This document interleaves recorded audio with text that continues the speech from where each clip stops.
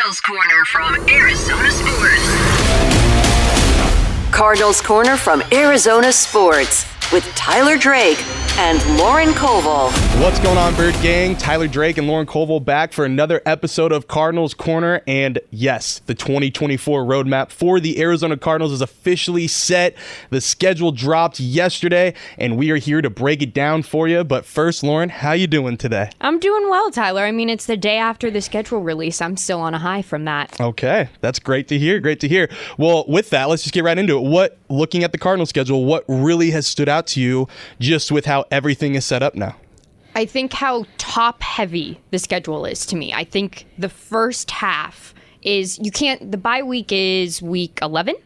And so you can't... Another late bye week. So I was going to say, we can't divide the schedule in half and say the front half and the back half. Okay, but if you did break it in half, I think the front half were really top heavy. I think the first few games, big struggle. I think at the end, if you're in playoff contention or you're fighting with another team for a spot, they really have the ability to clinch that. Yeah, like you said, 5 of, I believe, the first 6 teams are 2023 playoff squads.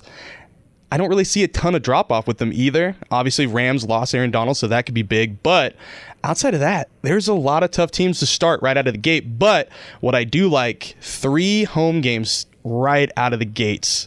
First, 3 out of 4 games are at home, and that I think could go a long way in not only kind of showing the Valley firsthand this kind of, Dan Bickley, I think, said it best in his latest article on ArizonaSports.com. There's a buzz, and I think this is a good showing, a good spot for them to really show, hey, we're a different team than we were last year. We are a way different team than we were 2 years ago. Put it on display at home, State Farm Stadium. Obviously, we all know that it's been a struggle to win at home in recent years, so this is one way to really turn the tide quickly and I think get a lot more people on this bandwagon right now. I think it's a really exciting way to get fans engaged, is the ability to go out to State Farm so early in the season when everybody's really still, super excited and very amped about the season, and you can go out there and see them. Also, to your point about the Rams being sort of the, I don't want to say easiest game, but easiest game on the top half of that schedule, is that they're still a division rival. So all of those games sort of have an extra amped level of excitement below all of them. Also, I saw that the Cardinals have the toughest strength of schedule for the first half of the season. That does not surprise me. No, so we'll see how that shapes out. But yeah, like you said too, though, at the end of the schedule, there's quite a few games there that they could potentially make a run, maybe make up some lost ground that might happen between those first 6 games. Really interested to see kind of how that turns around. But another thing that I thought was really interesting is the fact that they really avoided cold weather. Yes. Huge. For the first time, it feels like it actually worked out in their benefit. I mean, they opened the season on the road in Buffalo. Great. Sold. Fine. The fact that I didn't have to see November through January basically on the schedule for that game, I'm A-okay with. Same thing with Green Bay. They play them in the first half of the schedule. Heading out to Lambeau, if it's snowing and there's no roof on that place. No. So I'm excited that they're snowy. Who knows if it'll snow. Yeah. But their snowy part of the schedule is during the first half. Yeah, Charlotte against Carolina, that's probably going to be the coldest game, I would say, unless it gets, that's probably going to be one of the coldest games they play all year, I would assume. The later half of that schedule doesn't really, a lot of it's inside or at home. So that's something Minnesota, December 1st is the only other one where you go. But they'll be inside. Right. Yeah, they'll be inside. Doesn't matter. It'll still be cold outside. Yeah. But it'll be warm They'll inside. have to make sure they get from the bus to the stadium real quick. Yeah. But yeah, no problems there. I also thought, getting the Dolphins early too. You don't have to deal with, I'm going to assume the humidity's not going to, or week 8, I should say, it's not going to be so crazy. It's not going to be that, oh man, we're literally walking through heat right now. It's going to be one of those easier, it's dissipating a little bit. The schedule makers really helped out the Cardinals this year. That's my personal opinion. Yeah, and I remember that Dolphins game a few years ago. It wasn't even Cardinals-Dolphins. I don't remember who the Dolphins were playing, but there was the shade coming in, and the entire Dolphins bench is set up so it's in the shade, and the away team was completely in the sun, and they had those industrial fans on either side of the bench, so luckily that will not be the Cardinals this year. Exactly, yeah. So on that side of things, Great stuff there. I mean, when I first saw the opponents, I was like, oh man, there has to be one really cold game, one really against the elements game. And like I said, outside of Carolina, I don't really see that happening. But I do want to take it to another, I know we talked about this last time, but has your thoughts on your most intriguing matchup of the year changed at all? And just maybe give everybody a little refresh of what that was. Yeah, so my most intriguing matchup was at home against the 49ers because I wanted to see how we could judge the Cardinals against a team that made it to the Super Bowl, also a team in their division, see sort of their upward mobility within the division. That's the final game of the season. So a lot of implications could be there. A lot of implications. I'm excited for that game while also being less excited, as that is like my most intriguing matchup because by that point in the season, a lot will have already been decided. Yeah. Both teams could be playing for something, playoff seeding, contention for the playoffs themselves. So there's a lot on the line. Hard to project that at this point. So my most intriguing matchup has actually moved to your most intriguing matchup, which is week 4 against the Commanders. Okay. And what's the biggest reasoning behind that? The Cardinals are going to play a lot of rookie QBs this year, a lot of them. And the return of Cliff, the return of Jaden Daniels back to the Valley has a lot of ASU fans excited. Maybe excited is not the right word to use. Has a lot of them on edge. But I think that also to put that game so early in the schedule where it's a very defining time for NFL teams, especially right around week 4, because you can kind of suss out, is this team going to be as good as we thought they were? Where are their major flaws? Where have they really improved? And so then to have this battle happening week 4 is really exciting. Yeah, and I just think what a better way to really show this fan base, everybody that is following the Cardinals, that this is a different team by winning at home against the Commanders, against the ex-head coach, against the former Sun Devil quarterback. I mean, Cardinals and ASU fans, that group is going to be the loudest at that game, by far. Oh, hands down. It's also a game where there's way more question marks surrounding the Commanders than there are the Cardinals. It's really hard to project how that game will go because the Commanders have so many question marks surrounding that team and how are they going to perform and how Jaden Daniels going to do. So the idea that you could go out there as a Cardinals fan yourself and watch it happen, very exciting. Yeah. A lot of storylines with that one. And like you said, there's more than just Jaden. There's a lot of rookies they're going to be playing this year. And if this defense has stepped up or has improved that I think we all saw through free agency, the draft, it should be a little bit of a different outcome, I would say, and like it was last year. The big thing for me, I got to ask you this question because I've seen it too many times and we got to discuss it. What do you think about the primetime game? Is anything taken away from this primetime game because it's on ESPN Plus? Yes. Why? Because you can't just turn on your TV and start flipping through the channels if, you have You can turn it on your phone, though. Okay, you can turn on your phone. I'm more of a purist in the sense that if I turn on my TV and I don't know what I want to watch, I'll start flipping through the guide. And if you aren't a Cardinals fan and you're just flipping through to try to find something that's on, that game's not an option for you unless you know where it is. Okay. And you know that it's on ESPN Plus. In general, I'm not a fan of the doubleheader Monday night games. Yes, I don't like that. No, I don't understand why. Or at least space them out more. Yes, or space them out. Give opportunity for both of them to be on primetime. So the fact that that's your only primetime game and it's on streaming really feels like you gave the Cardinals a little bit of a backhand there, and we're like, all right. Okay. I am completely on the opposite on that. Really? Yeah. What did we just sit through last year? 0 primetime games. What is this year? Still not enough. So I thought maybe 2 this year. 1 is fine. It's a Monday Night Football. It's not a Thursday night. Yeah, your back burner Thursday. Monday Night Football. That is the pinnacle of primetime games, in my opinion. So even though they are thrown on this ESPN Plus, which I can tell you a lot of people have, there's a lot of bundles out there. They were giving it away like candy earlier. So like there is a very good chance that this is still going to be a very highly watched game. And I think Cardinals fans you guys don't let it get taken away because it's on ESPN Plus. It's still a big game. It's a primetime game. Be happy there's something there. So that's me. That's where I'm at. Like, it's a step forward. Is it what everybody I think wanted to see? Probably not. But it's a step forward, and I think the moaning and groaning behind it, just take it down a little bit. I'm getting off the soapbox now, but that's just my personal, still a primetime game. You still got to treat it like a primetime game. They still showed that they should be on at least one primetime slot, so got to give them the credit, and you've got to just be excited for what you got. You haven't been on the soapbox in a while. I really enjoyed that. And I didn't really expect to get on one, and then this morning I think I came in and, I was listening to Bickley and Murata and them talking about it, and then I came in and heard a couple other people. I'm like, you know what, guys? Let's just be excited they're actually playing on a day that's not Sunday. Because last year it was nothing but Sundays. So that's me. I agree with you that sort of the pinnacle of primetime NFL games is Monday night. Because almost anybody can watch it. And that makes it more special than the rest of the other games. Also, it's not on a Sunday. Something about it being exclusively on streaming takes away some of that primetime element to me, but I am excited that this seems to be a move in the right direction for the Cardinals to get more primetime games.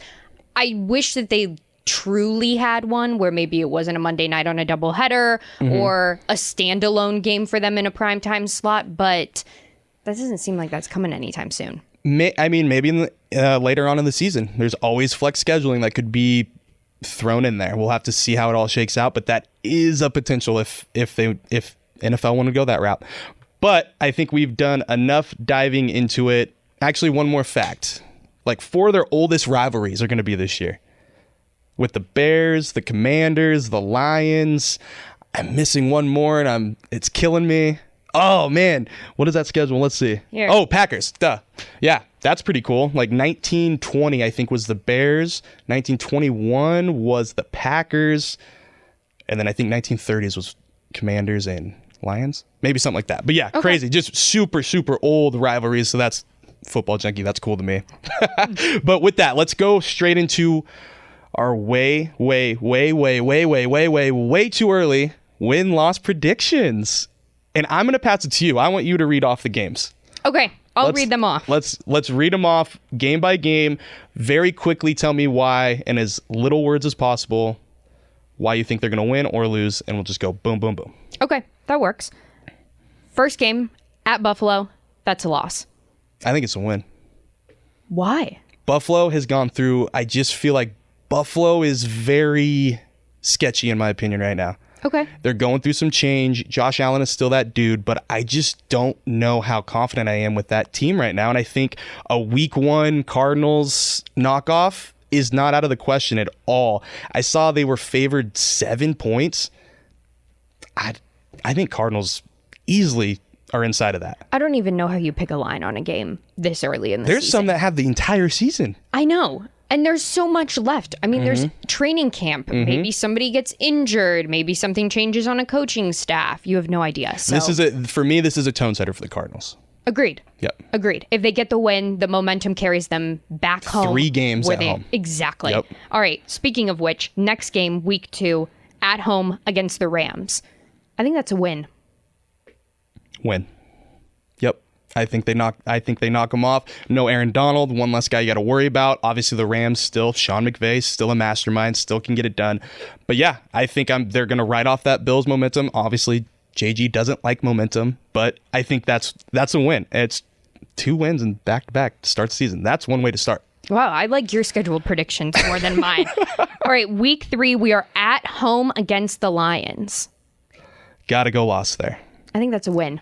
Whoa. Explain yourself. I had to explain myself yesterday on Burns and Gambo. We did the same thing. We ran quickly through the schedule. And I said, I think that that's a win. The Lions always lose a few games during the season that they shouldn't. Okay. If you look at the records, if you look at the matchups. And I think that the Cardinals could beat the Lions. Okay. I think the biggest questions come from the Cardinals secondary. If they can step up and start to shut down Jared Goff's air game a little bit more. Okay. Because their run game isn't as defined as it has been in the past. And so if you have to force them to run the ball a little bit more, I could see the Cardinals winning that one. Okay. I like that thinking. Wow. Yeah. Yeah. I just think Lions are what the Cardinals want to get to. They're one of those teams. Honestly, I think just from where they came from, the Lions are that team that the Cardinals want to get to. And until the Lions start faltering a little bit, I think they're still very much a team to beat. So, and like I said, until stuff starts to maybe go off the rails, I'm still giving them a W. All right. Yep. All right. Week 4, they're at home against the Commanders. Give the Cardinals the win right there. I'm giving them a loss. Whoa. I'm giving them a loss. Against the rookie QB? I think that they have a lot more to play for in that game than the Cardinals do. I think sort of, if you're saying that it's almost a de facto like rivalry game, I think the Commanders have a lot more, I don't want to say momentum because that's not the right word, but a lot more to play for than the Cardinals do. Cliff wants to come back here and make a statement that he was as good as everybody else thinks. Jaden wants to come back and prove that him going to LSU was the right choice. Okay. And that doesn't really stand true for the Cardinals. They've moved on. They've done other things. They have a new coaching staff. They have a new regime. So I'm giving them the loss. So what's your record right now then? 2-2? 2-2. Okay. I will keep adding. All right. Week 5 at San Francisco. Got to go loss. That's a loss. NFC West juggernaut. Kind of like the same thing I said with the Lions. They're a team to beat. They're a tough team to beat.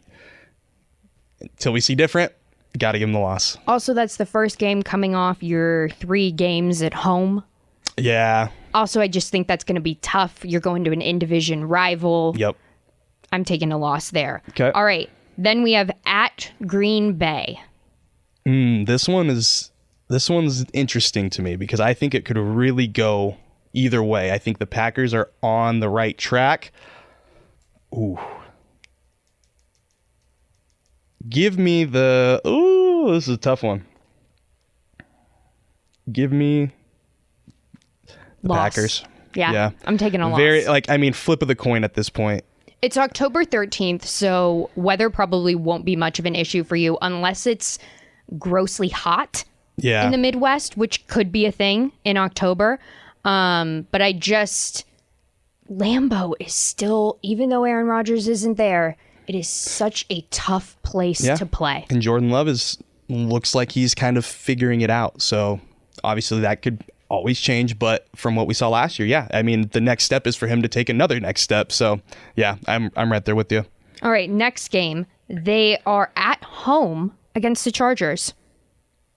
Cardinals win. I think that's a loss. Cardinals win. Harbaugh comes in. Harbaugh knows the NFC West, but the NFC West of old, I think there's going to be some growing pains there. There's no Austin Eckler. Wide receivers are different. There's a lot of unknowns with this Chargers team, so I think Cardinals got this one.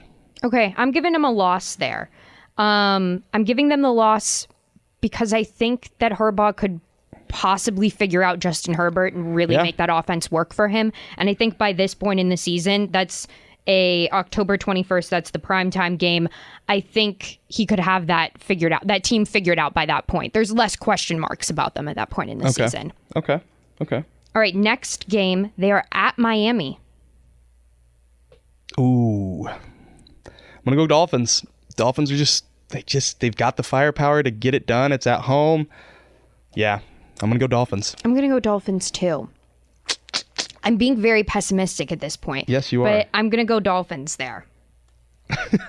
I just think playing in Miami, there's always some question marks. Tua's really good. Yep. That defense, very solid. Tua's also got a lot of options downfield. So kind of can exploit the Cardinals.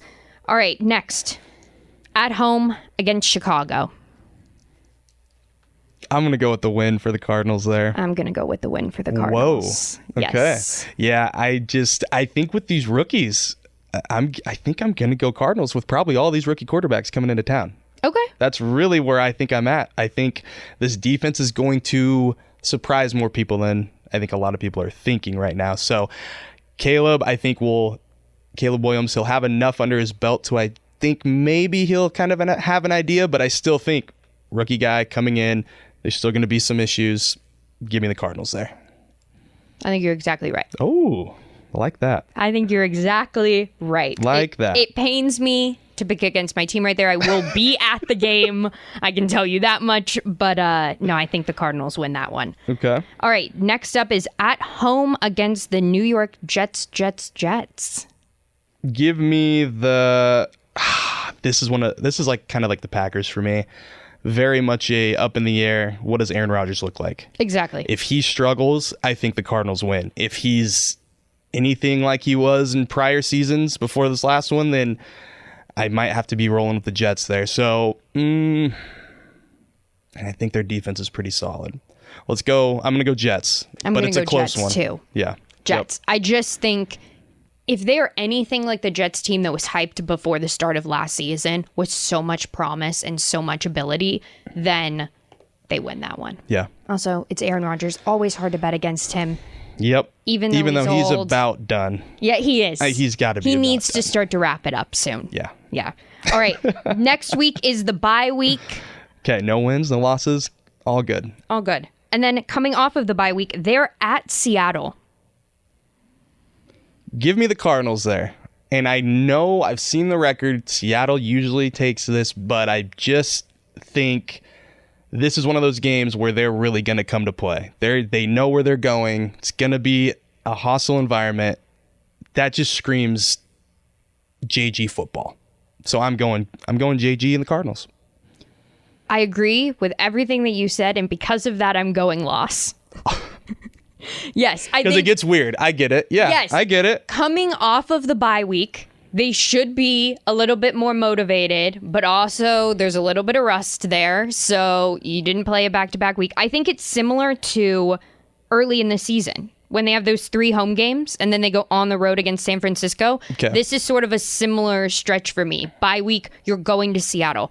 Playing in Seattle is tough, man. I've been to a football game inside that stadium. Was it raining? No. Okay. No, it was not raining. I want to see it raining. No, it was windy beyond belief. Oh, yeah. It was a Bears-Seahawks game. All I remember is the Bears ended up winning the game. How loud was it? Is it really can you really noticeably tell a difference between going somewhere else? Yes. Wow. 100%. Okay. 100%. Something about being against the water, it feels like everybody is on top of you and it is just sound pouring in constantly. They were handing out free earbuds at the time. Okay. Were they Beats? No, those little like mushy orange things you shove in your ear. Yes, construction worker. Yes, exactly. So I think they're going to lose that game. Okay. All right, then they go on the road again to Minnesota. Give me, like I said, rookie quarterback. Give me the Cardinals until I'm proved otherwise. I'm taking the Cardinals in that one too. I just think Vikings got too much change going on right now. That's me. I think that the Vikings also have a lot of internal unrest at the moment. Yeah. I think that not everybody wants to be there, even if they are. Okay. I'm looking at you, Justin Jefferson. So we'll see how that all shapes out. Also, I don't know who the leader in the locker room is for that team right now. Okay. And you're bringing in a rookie quarterback. So a lot of question marks once again. I think the Cardinals take that one then. There we go. Okay. I also think they're more motivated to take that one coming off the loss in Seattle. Okay. All right. And then in 3 weeks, we see the Seahawks again back home. Rookie head coach. Am I really? Oh, I can't. I don't think I can do a sweep. Seahawks. I think it's random, but give me the Seahawks at home. All right. For the simple fact of weird against the Seahawks. Okay, that's fair. I'm taking the Cardinals in this one because what you said about the weirdness is almost true, but I think both teams take their respective home game. Okay. I like it. Yeah. All right. After that, they are then at home again against the Patriots. Another rookie QB. And another win for the Cardinals. Because it's a rookie quarterback. Wow, you were really... I'm against the rookies this year. I know, you were Super going hard. all in. Also, they're facing off against some top-tier rookie QB talent. It's okay. Okay. They still got to perform at the next level. That's true. And I think this defense is better than a lot of people think. I agree. I think both of those things are question marks. Rookie QBs, how good can they make their respective teams this year? What's the ceiling for the defense? Exactly. Yep. And those two things will make for an interesting at least an interesting 4 games this year. And what do you got for them? I got a win Okay. against the Patriots there. Okay. All right. Dang, that's a 3-game winning streak for you. I do. When I did this yesterday, I didn't. I heard. I saw. Yeah, I didn't have the entire schedule in front of me, and I have them very streaky. Yeah. Very streaky. Okay. But I think that's what the schedule allows for. All right, then December 22nd, they are on the road in Carolina. Another win for the Cardinals. Another win. Carolina is dysfunctional. Agreed. Not another rookie QB, but Pretty much. nearly a rookie QB. All right. Next up, December 29th, they are at the Rams. Give me a loss there. Give me a loss, too. Yep. I think that's just a tough game. Yep. Once again, in division, I have them beating them. I'm realizing now I'm just starting to split teams. You at are. home. You Yeah. are. I'm having them going 1-1 constantly. All right, and then after that, final game of the season at home against the 49ers. Loss. I think that's a loss. But depending on implications, do the Niners even have to play? Do the Cardinals even have to play? Let's just be optimistic. So there could be a lot of different variables in that game, but I think got to give it to the Niners. I'm giving it to the Niners, too. Okay. And that does break the streak that I just said of them going 1-1. That would have them going 0-2 for me against the Niners. Okay. But they did just make it to the Super Bowl, and they are a really technically sound team. Okay. So if we go by that thinking, I've got them at 9-8. 9-8. 9 okay. and 8. Do I have them at the same record I did yesterday? You've got them at 7-10. Okay, good. For consistency's sake, Good job. I'm glad I didn't All right. screw that up. 9-10. So entering this offseason, seeing what they did in free agency, I thought doubling their win total is doable. Got to win an extra game for me there. That could be a little tougher. I don't think it's out of the question, especially if we see this defense take another step, especially if we see Kyler Murray actually take 2 or 3 steps, getting a full offseason, getting all this time with his players and his teammates. That could go a very, very long way.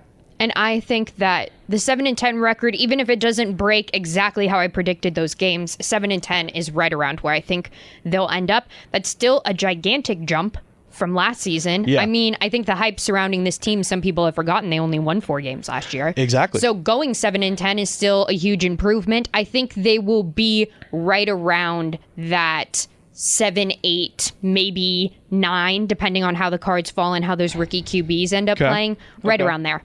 All right, so a couple people reached out to us, gave us their predictions. K2 10-7, Charles 9-8, Jesse 13-4, Ryan 10-7. 13-4. That's optimistic. Woof. Trust the process in all caps. So there you go. All right, I'll trust Shout the out process. to that. Ryan 10-7, and then Mamdo, if I said that right, 11-6. So a lot of optimism. So hey, it's how many months away are we? We're many months away. We're still. many months away. Optimism is fine. I did look this up. If they did go 11-6, if they had 11 wins, it would be the biggest jump Turnaround. in Cardinals franchise history. Hey, anything can happen in the NFL. Anything can happen. And I feel very confident for the first time in a very long time that this regime is the right one. I do too. Very optimistic. All right, guys. Well, with that, we will wrap it here, but make sure to keep it locked on everything Arizona Sports, Arizona Sports app, 98.7, ArizonaSports.com. Make sure to follow us on all the social medias, T Drake for Sports, Colville_Lauren, AZ Cards Corner. Definitely give us a follow, give us a like, let us know what you like, let us know what you want more of, and we will be sure to bring it back to you next week with even more info. And with that, we're Cardinals Corner. We'll see you guys next time.